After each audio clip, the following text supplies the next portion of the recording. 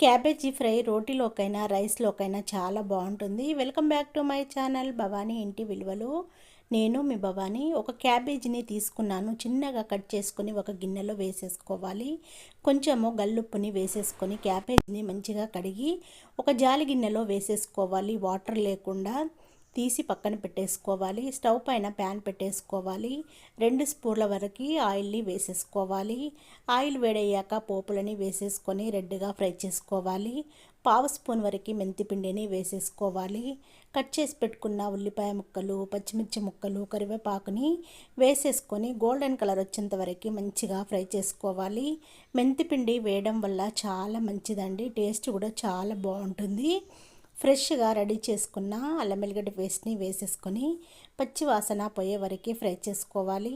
1 spoon వరకు పసుపుని వేసేసుకొని మొత్తము మిక్స్ అయ్యేలా కలుపుకోవాలి. క్యాబేజీ ఫ్రై చాలా బాగుంటుందండి.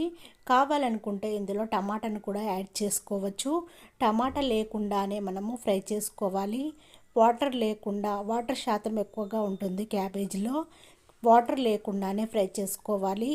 పసుపుని వేసేసుకున్న తర్వాత మొత్తము మిక్స్ అయ్యేలా కలుపుకోవాలి. కడిగి పెట్టుకున్నాము కదా క్యాబేజీని వేసేసుకోవాలి. మొత్తము మిక్స్ అయ్యేలా కలుపుకోవాలి. క్యాబేజీని ఇలా చేయడం వల్ల టేస్ట్ మాత్రము చాలా మంచిదండి.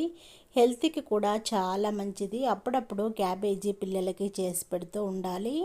ఇంట్లో రకరకాలుగా క్యాబేజీని వండొచ్చండి. ఇలా చేసి పెట్టండి, పిల్లలు కూడా చాలా ఇష్టంగా తింటారు. వేడివేడి రైస్లోకి, రోటీలోకి చాలా బాగుంటుంది. క్యాబేజీని మొత్తము వేసేసిన తర్వాత మిక్స్ అయ్యేలా మంచిగా కలుపుకోవాలి.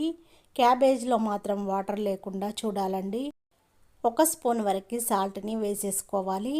సాల్ట్ను కాస్త చూసి వేసేసుకోవాలి. పచ్చిమిర్చి వేసాము, ఇందులో కారపొడి వేయనవసరం లేదు. క్యాబేజీ ఫ్రైలో పచ్చిమిర్చితోనే చాలా బాగుంటుంది.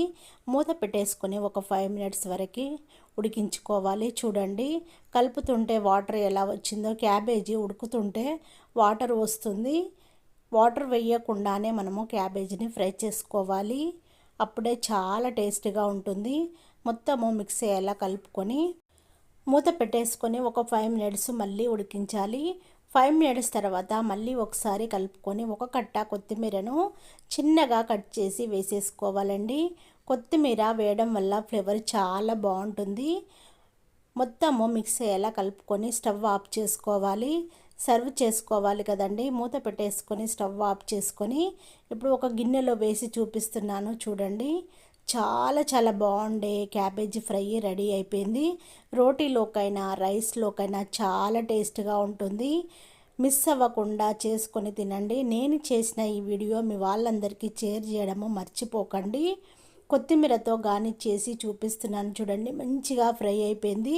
చూస్తుంటేనే ఎప్పుడు చేసుకోవాలనిపిస్తుంది కదా, వేడి వేడి రోటీలోకి, రైస్లోకి. నా ఛానల్ని ఫాలో అవ్వండి ఫ్రెండ్స్. మంచి మంచి వీడియోలను మీ ముందుకు తీసుకొస్తూ ఉంటాను. Thank you for watching. నేను మీ